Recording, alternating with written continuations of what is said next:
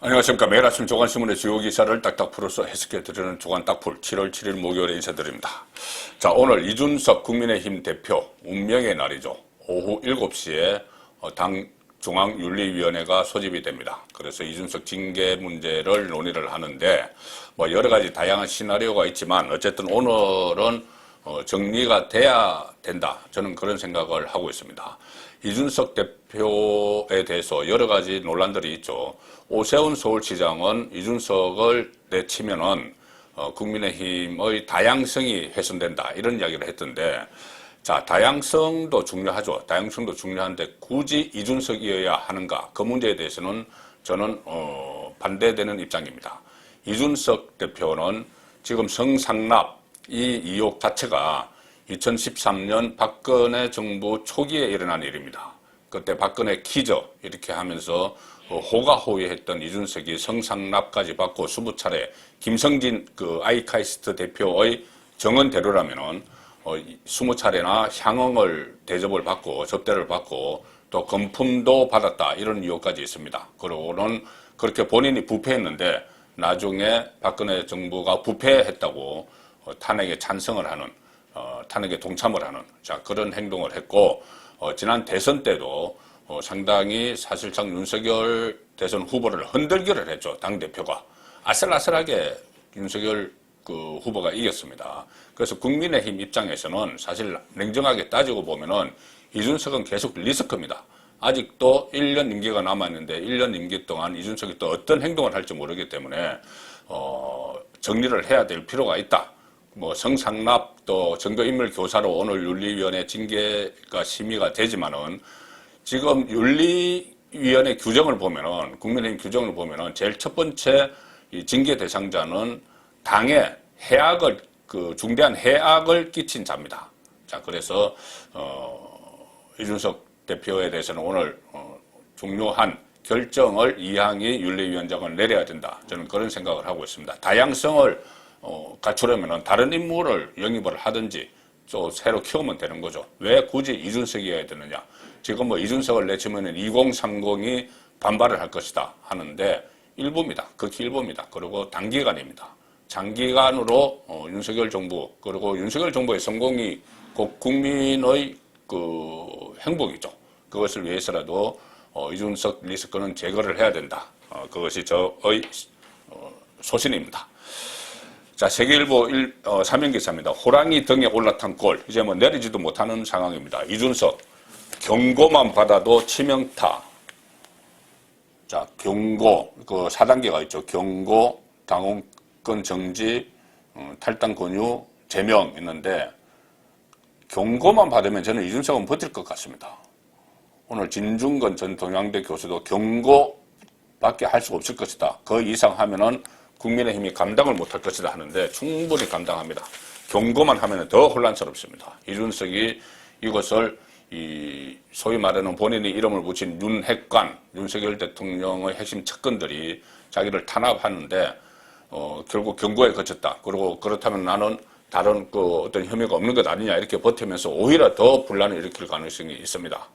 치명타 안 받습니다. 이준석의 이 캐릭터를 보면은 치명타 안 받습니다. 본인은 치명타 받았다고 생각을 안 하죠. 자, 그래서 엄중한 결정이 내려져야 된다고 보는 겁니다. 오늘 윤리위 심의 운명의 날 첫건 김철근 징계 절차 개시 속에 이준석 대표 향한 여론 이목이 집중된다. 여론에 이목이 집중된다는 거죠. 경징계로 끝내기 어렵다는 관측도 나온다. 당내에는 조기 전당대회 개최설도 나온다. 뭐 당권 정지 이상 받아서 대표가 직무를 수행할 수 없으면 조기 전당대회를 열어야죠. 그리고 혹은 뭐 비대위 체제를 좀 꾸려가다가 전당대회를 여는 방법도 있습니다. 자, 그리고 이준석 어제 마지막까지 배가 떨어지니 까마귀들이 합창한다. 가장 신난 분들은 윤핵관인 듯하다 이렇게 이야기를 했는데 이것은 본인과 관련한 도덕성 문제를 정치적 문제로 몰아가는 겁니다. 이 대표에게 성상납을 했다고 주장하는 김성진 아이카이스트 대표 측 김소연 변호사는 어제 국민의힘 윤리위원들에게 김 대표가, 그러니까 김성진 대표가 경찰 조사에서 답변한 내용 등의 자료를 제출을 했습니다. 무슨 그때 뭐 카드 결제한 영수증, 뭐 KTX 그 차표, 뭐 이런 것도 있었죠. 그리고 이준석이 김성진에게 줬다는 박근혜 시계 그 사진도 포함이 됐다고 합니다. 오늘 실물까지 제출을 할지는 좀 더 지켜봐야 됩니다. 오후 7시에 열립니다. 왜 그러냐면은 이 윤리위원들이 대법원 교수 이렇게 직업을 갖고 있는 사람들이기 때문에 퇴근을 하고 나서 해야죠. 오늘 평일이니까. 그래서 7시에 열리는데 그것을 봐야 됩니다. 자, 윤석열 대통령 입장에서는 이준석 그 대표를 정리하고 새로운 집권당을 구축을 해서 지금 경제 위기를 돌파를 해야 되고 하는 여러 가지 어려운 점이 많습니다. 그리고 또 하나 정리를 해야 될 것이 있죠. 지금 문재인 정부에서 알박기 인사를 했던 사람들, 또 문재인 정부 때 있었던 신적폐, 이거 그냥 넘어갈 수는 없는 거죠. 뭐 정치 보복까지 가면은 절대 안 되겠지만은 그렇게 비치면 안 되지만 일단 수사를 하던 것들, 그리고 과거에 잘못된 것들, 최근에 불거진 것들 있지 않습니까? 뭐 그 서해 공무원 피살 사건 때 이 월북 프레임을 걸고 월북몰이를 막 한 이런 일들은 지금 바로 잡아서 정리를 해야지 이 다음에 또 그런 일이 일어나지 않고, 그리고 또 그 희생자가 있기 때문에 명예회복 차원에서라도 할 것은 해야 됩니다. 그래서 대선 후보 때 윤석열 대통령이 이야기를 했었죠. 신적폐 청산 뭐 당연히 해야죠 라고 이야기를 했었죠. 자, 그것을 실천하는 단계에 지금 들어가고 있습니다. 신적폐 청산이 시작이 됐습니다. 지금 감사원, 국정원, 검찰 총동원되다시피 했는데 어제 중요한 아주 의미심장한 일이 하나 있었죠. 국정원이 문재인 정부 때 국정원장이 2명이 있죠. 처음에 서훈이 했고 그 다음에 박지원이 했는데 이 2사람을 고발을 했습니다. 국정원을 고발했습니다. 바로 직전에 국정원장 2사람을 고발했습니다. 자, 조선일보를 비롯해서 여러 언론이 일면 톱으로 다루는데 국정원, 박지원, 서훈 전 원장들을 고발을 했다. 자, 국정원이 이 새로 국정원장이 윤석열 정부 들어서 부임을 하고 자체 내부 감찰을 했죠. 내부 감찰을 해서 문재인 정부 시절의 국정원장 2사람을 검찰에 대검에 고발을 했고 대검은 즉각적으로 이것을 각 그 수사 부서에 다 배치를 넘겼습니다. 문재인 정부 시절 발생한 서해 해수부 공무원 피살 사건, 그리고 또 하나 있었죠. 기순 어민들을 강제 북송한 사건. 그 사건과 관련해서 박지원, 서훈을 대검에 고발했습니다. 박지원 전 원장이 받는 혐의는 서해 공무원 피격 사건 당시에 첩보 보고서, 그러니까 월북이 아니라는 이런 첩보 보고서가 올라왔는데 그 보고서를 무단 삭제를 해버렸다는 겁니다.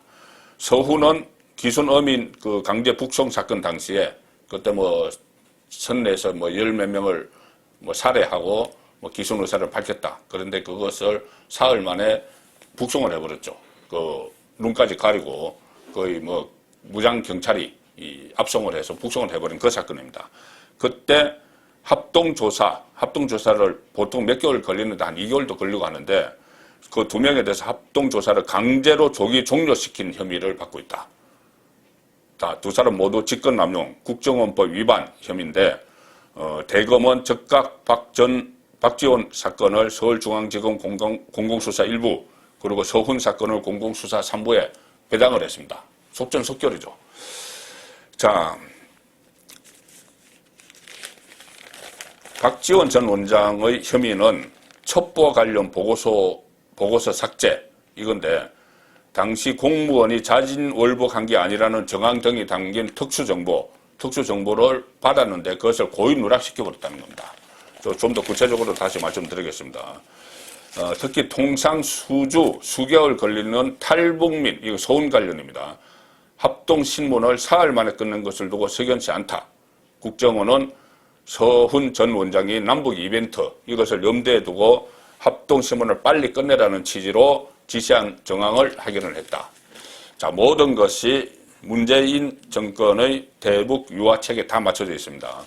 조선일보 3면에서 박지원에 대해서 상당히 자세한 이야기가 나옵니다. 뭐냐면은 그때 피살된 공무원이 북한 경비정에 발견이 됐을 때 나는 한국 공무원이다. 이렇게 이야기를 했다는 겁니다. 월북하겠다가 아니고 나는 한국 공무원이다. 해양수산부 소속 공무원이었죠. 구조해달라. 이렇게 이야기를 했는데 당시 박지원 국정원장이 그 감청 특수정보를 확보하고도 그 부분을 빼버렸다는 겁니다. 자, 이것이 국정원 자체 감찰 결과에서 나왔습니다. 국정원 안에 내부 문건들이 있겠죠. 만약에 이것이 사실이라면은 지금 논란이 되고 있는 월북이냐 아니냐, 지금 그 야권에서 민주당에서 왜 이렇게 갑자기 바뀌어서 그때와 다른 이야기를 하느냐 했는데 이것은 굉장히 중요한 단서가 되는 겁니다. 공무원이 북측 경비정에 나는 한국 공무원이다. 이렇게 이야기를 했다는 겁니다. 구조해달라. 내가 월북하겠다고, 월북하러 왔다는 것이 아니고 구조해달라고 했다는 겁니다. 자, 국정원이 밝힌 박지원 전 원장 혐의는 첩보 관련 보고서 무단 삭제. 이거 국정원은 여기까지 이야기를 했고 조선일보가 따로 취재를 한 겁니다. 취재를 한 것을 종합을 하면은 2020년 9월 정보당국은 해수부 공무원 고 이대준 씨가 나는 대한민국 공무원이다. 구조해달라. 이런 취지로 북한군에 구조 요청을 했다는 감청 기록, 그 북한군이 그것을 상부에 보고를 했겠죠. 그것이 이제 감청을 한 그 기록을 확보를 했는데, 박지원 원장이 확보를 했는데, 만약에 이 기록이 그대로 공개가 되면은 계획된 월북이 아니고 표류 쪽에 힘을 실어주는 핵심적인 증거가 되는 거죠.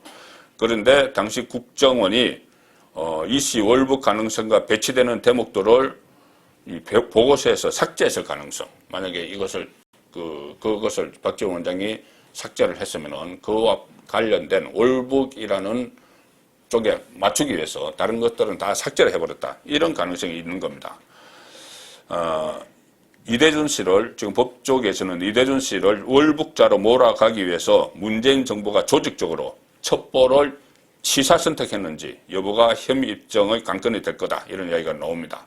공무원이 피살이 되던 날 문재인 대통령은 유엔 총회 화상연설을 했죠. 종전선언을 해야 된다. 국제사회의 협조를 해달라. 국제사회가 협조를 해달라. 이런 연설을 하는 그 상황에서 서둘러 이것을 어쨌든 무마를 좀 잠복시켜야 되는 그런 상황이었던 겁니다. 그리고 서훈 전 원장은 기순 어민 2명에 대한 조사가 마무리된 11월 5일 문재인 전 대통령은 북한 김정은에게 부산에서 열리는 한국과 아세안 정상회의 초청 친서를 보낸 날입니다. 그러니 사흘 만에 서둘러서 종결을 하고 초청 친서를 보내면서 부산 한 아시안 게임 정상회의에 와주십사 이렇게 김정은에게 초청 친서를 보내면서 이 기순 어민 선박을 북측에 인계하겠다.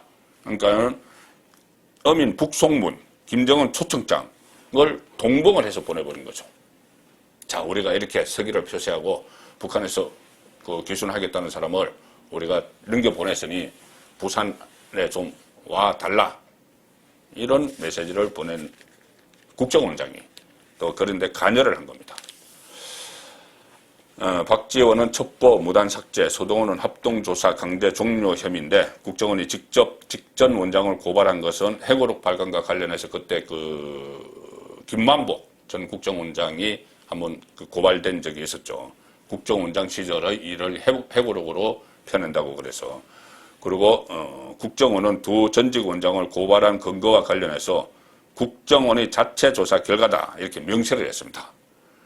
국정원 조사에서 최소한의 혐의를 확인을 했다는 이야기죠. 국정원은 정보 부처니까 웬만한 확인이 없었으면 이렇게 고발까지 하기는 어려웠겠죠. 자, 한국일보는 국정원 박지훈 서훈 고발을 신구 권력 충돌로 제목을 뽑았습니다. 그냥 신구 권력 충돌 이렇게도 볼 수 있지만은 당연히 해야 될 신적폐 청산. 윤석열 정부 입장에서는 그런 차원에서 하는 거죠. 한국일보는 또 윤석열 정부 출범 2달 만에 문재인 정부 지우기 본격화. 문재인 정부 지우기, 신구 정권 충돌 이렇게도 표현이 되지만은 어쨌든 또 한겨레 신문은 국정원 박지원 서훈 고발, 윤의 친북몰이, 친북몰이 가속화 뭐 이런 식으로 했지만 어쨌든 한마디로 하면은 신적폐 청산입니다. 이것을 두고 정치 보복이라고 민주당은 이야기하죠. 5년 전에 똑같은 상황이 벌어졌었습니다. 문재인 정권에서 적폐 청산 이야기를 하고 보수 진영에서는 정치 보복으로 이야기를 했었죠.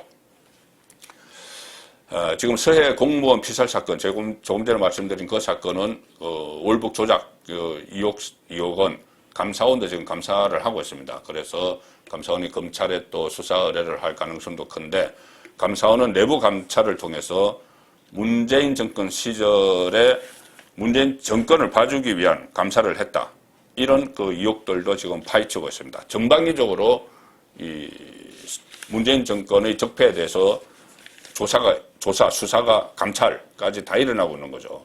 조선일보 사회면 보시면은 감사원이 문 정권 봐주기 감사했나, 이 부분을 대대적으로 또 감찰을 하고 있습니다. 감사원 그 현직 공무원, 즉 과장급을 포함해서 5명이 직위 해제를 당했습니다. 과장, 감사관 포함해서 5명 직위 해제. 그래서 PC도 압류해서 압수해서 포렌식을 하고 고강도 조사를 하고 있는데, 지금 윤석열 정권이 임명한 감사원 사무총장이 이 작업을 주도를 하고 있습니다. 허위 공문서까지 만들어서 문재인 정권 봐주기 감사를 했다는 혐의, 공공기관 감사국 A과장, 그리고 일선 감사관 5명을 감찰하고 있다. 5명 전원을 일단 직위 해제를 하고 업무용 PC를 압수해서 포렌식 복원까지 벌이고 있습니다. 전방위적으로 신적폐 청산이 이루어지고 있는 것이죠. 그런데 이 신적폐 청산의 하이라이트는 아무래도 검찰 수사입니다. 검찰이 이 문재인 정권 주변, 또 이재명 전 후보에 대한 수사를 본격화하기 위해서 이제 진용은 다 갖춘 상태죠. 한동훈 법무부 장관이 3차례에 걸쳐서 인사를 해서 진용을 감춰서 이제 스타트를 하는데, 수사에 본격적으로 착수하는데, 이렇게 이른바 윤석열 사단이 검찰 내부 주요 보직에 전진 배치가 되다 보니 이런 일도 벌어졌습니다. 한동수 대검 감찰부장, 이름 기억하실 겁니다. 그때 이 윤석열 검찰총장의 그 대항을 해서 뭐 여러 가지 논란이 일어났었죠. 그런데 사의를 표명을 했습니다. 한동수 대검 감찰부장이. 그런데 사의로 끝나는 게 아니죠. 그 시절에 어떤 직권 남용 같은 게 있었으면은 사표 수리가 안 됩니다. 징계를 받아야 되기 때문에. 그런데 한국일보 사회면 보시면 사의를 표명한 한동수 대검 감찰부장인데, 한동수가 감찰을 했던 엄희준 지금 중앙지검 반부패 1부장에게 수사를 받을 판이다. 전세가 완전히 역전이 됐죠. 자, 이런 일들이 지금 일어나고 있다는 겁니다. 한동수는 그때 한명숙 전 총리 위정모해 사건 그 관련해서 검사들을 막 감찰을 했는데, 그 감찰을 당했던 그 검사가 중앙지검 반부패 1부장이 돼서 오히려 한동수 대검 감찰부장을 수사를 하게 되는, 자, 이런 상황도 지금 벌어지고 있습니다. 상당히 이 정권이 바뀌고 나니 여러 가지 일들이 일어나고 있는 거죠. 또 이런 것도 있습니다. 지금 문재인 정권에서 알박기를 한 인사들 때문에, 그 인사 때문에 상당히 윤석열 정부가 국정 운영을 하는데 지장을 받고 있죠. 최근에 불거진 대표적인 인물이 홍장표입니다. KDI 국책연구기관 원장 홍장표인데, 홍장표가 사의를 표명을 했습니다. 나 물러나겠다, 이렇게 표명을 했습니다. 소주성, 중앙일보 톡기사입니다. 소주성 홍장표 사의, 친문 기관장들 기로했었다.